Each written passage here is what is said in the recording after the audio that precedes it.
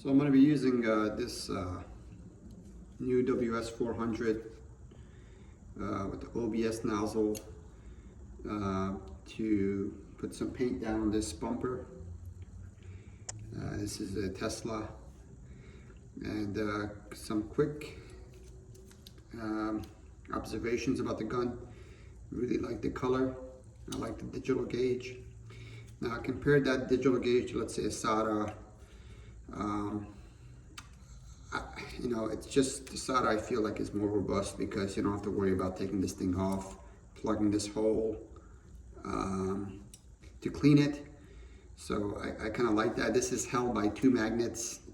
There's one on this side, right here, and then the other one is on the opposite side here. And what happens is you just click it in place.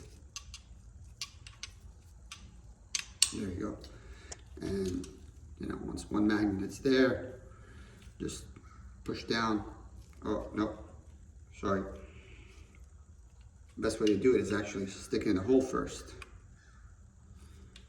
There we go. Oh, stick it this way. There we go. So there you have it. So this is a brand new gun. So let's see how it sprays. Sprays, you know, I did a couple of test patterns with it in one other job, and it sprays very well.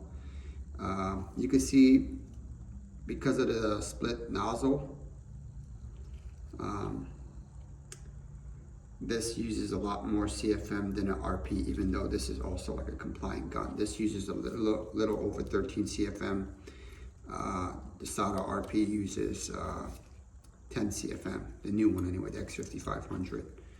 So if you guys got a 5 horsepower compressor, 60-gallon tank, and it's not a true 5 horsepower, you know what I'm talking about. It's a small little motor, small compressor, and your motor runs around 3450 RPMs. That's not a true 5 horsepower air compressor. You may want to get the SATA because it uses less CFM, and it won't put any stress on the compressor, and you'll have the correct CFM to run that gun. Whereas this gun, you know, if you have 13 CFM coming to it, you're good.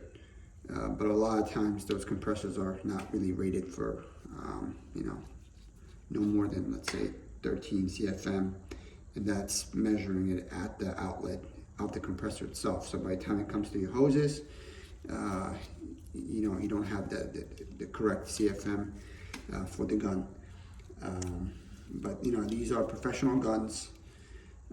If you know, so keep that in mind. If you want a good finish, this is great. You can achieve great finishes with a cheaper gun, but this gun here, it's just, you know, it's a beautiful gun, well engineered. And again, I talked about these SATA fittings. Just look at that. These work great for this gun. I just hand tighten them, and it's no air leaks at all. And what that does, you know, if you get any buildup here, you can just remove this and clean it just by unscrewing it. No special tools needed. Again, no air leaks. I'm going to be painting this at 1.7 bar, 1.8 bar, which is around, you know, 26 PSI. I got my RPS adapter on this gun. Got my paint mixed. It's Glazerith 90 line, if you guys are wondering what paint line is this.